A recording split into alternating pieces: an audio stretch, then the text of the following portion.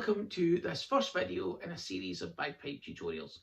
Today we're going to talk about the practice chanter, how we make sounds out of it, how we change noises and ultimately move from the top of the scale to the bottom and back up. So the scale is what we call our base 9 notes on the bagpipe. Okay, so that's low G, low A, B, C, D, E, F, high G and high A.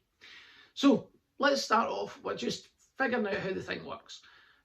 The in-ear practice chanter, okay, so it's all made of wood or plastic, probably plastic in this day. There is a reed on the inside. Now I'd ask you to leave the reed alone. Try not to touch it, it's quite fragile and is easily damaged. So what we're going to do here is we're just going to get a noise out of it. So if you don't cover any of the holes, if you just hold it by the bottom, give it a blow, you'll get a noise out of it. Okay, so technically that noise is our highest pitch, a high A. So to change pitches on the bagpipe, we either close holes or open them. Now you'll notice on the front there are 7 holes. On the back there is 1 hole. We're going to start with this hole in the back. Take your left thumb, okay, pop it on that hole in the back and you'll hear the pitch has changed. So we've moved from a high A to a high G. Not true ones, but certainly it's the right idea. Take your left index finger and try to drop that flat on the chanter so that this bit of your finger, right, that last knuckle, lands on the hole, okay? And that'll give us an F. Drop your middle finger flat so the hole is underneath this middle pad, and that'll give us an E. See, so that's the notes of the left hand. If I put my ring finger on, I'll get myself a true high A, okay? Okay, there's a little bit to go there, but that's the correct shape. So when you're playing a high A, you should always be playing this shape. Ring finger off, thumb on. High G, index finger down for an F, middle finger down flat for an E. That's your left hand. Let's try joining those together. So all we're going to do here is just keep blowing through the transition.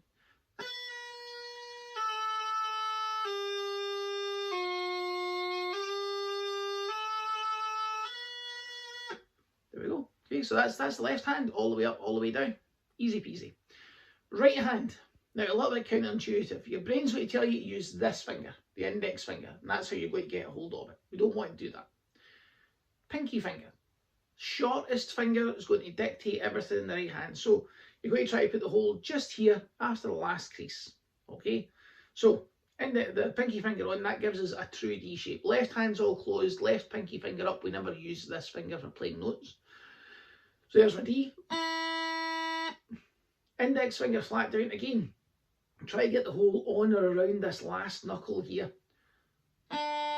Gives me a C. Middle finger up, pinky finger down gives me a B.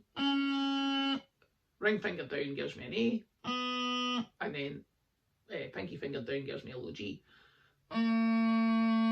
So I play those notes without stopping, without pausing.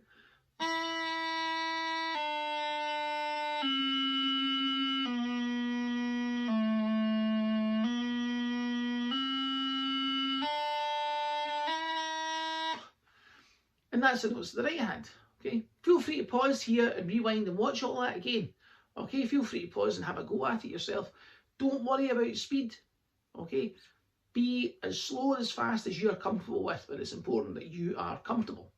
So, if I play all those notes starting from the high A, I'll just do it very, very slowly.